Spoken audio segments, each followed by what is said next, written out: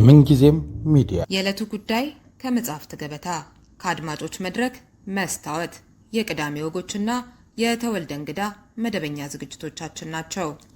703 475 6309 ስልካችን ምንጊዜም media@gmail.com የኢሜል አድራሻችን ነው። ሰብስክራይብ በማድረግ ቤተሰብ ይሁኑ። ምንጊዜም ኢትዮጵያ። በስመ አብ ወወልድ ወመንፈስ ቅዱስ አሐዱ አምላክ አሜን። ስሜ አፓፓ አይነ ፍራንሷ የኪዳነ ምሕረት ካቶሊክ ቤተክርስቲያን ቆሞስ በዋሽንግተን ዲሲ። እንኳን ለጌታችን ኢየሱስ ክርስቶስ የልደት ገና በዓል በሰላም በደስታ አደረሰን። በሉቃስ ወንጌል ምዕራፍ 2 ከቁጥር 10 እስከ 11 መልአኩ እንዲህ አላቸው፣ እነሆ ለሕዝቡ ሁሉ የሚሆን ታላቅ ደስታ የምስራች ነግራችኋለሁ፣ አትፍሩ። ዛሬ በዳዊት ከተማ መድኃኒት እርሱም ክርስቶስ ጌታ የሆነው ተወልዶላችኋልና። ወንድሞቼና እህቶቼ በክርስቶስ ዛሬ መልአኩ ለእረኞች ያቀረበው መልእክት ለእኛም ነው። አትፍሩ ይላል።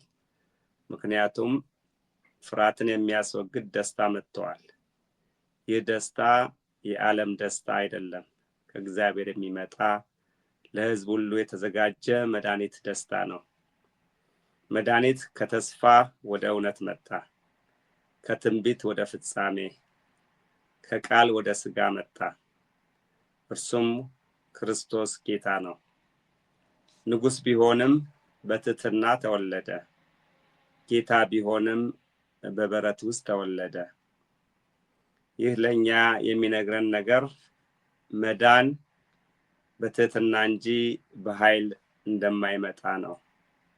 ስለዚህ ወዳጆቼ እኛም እንደ እረኞች አንፍራ። የተወለደው መድኃኒት በእምነት እንቀበል። ዛሬ በልባችን ውስጥ ቢወለድ ፍርሃት ይወገዳል፣ ጨለማ ይበራል፣ ሰላም ይሆናል።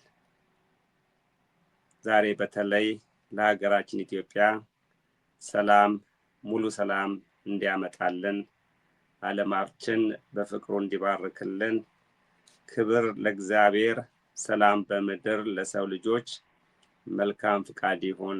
አሜን። አመሰግናለሁ። ምንጊዜም ሚዲያ የዕለቱ ጉዳይ ከመጽሐፍት ገበታ ከአድማጮች መድረክ መስታወት የቅዳሜ ወጎችና የተወልደ እንግዳ መደበኛ ዝግጅቶቻችን ናቸው። 703 475 6309 ስልካችን ምንጊዜም media@gmail.com የኢሜል አድራሻችን ነው። ሰብስክራይብ በማድረግ ቤተሰብ ይሁኑ። ምንጊዜም ኢትዮጵያ።